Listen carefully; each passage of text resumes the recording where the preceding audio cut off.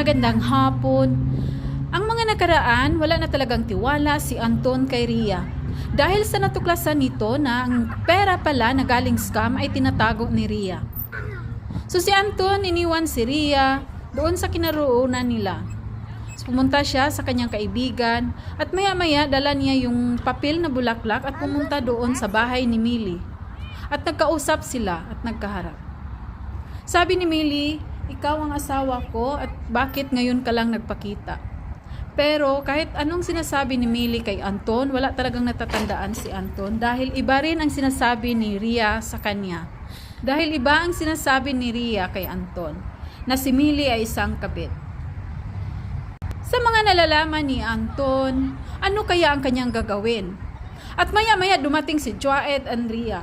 At nagkaharap na silang apat. Ito ay ating aabangan. Maraming salamat po. God bless!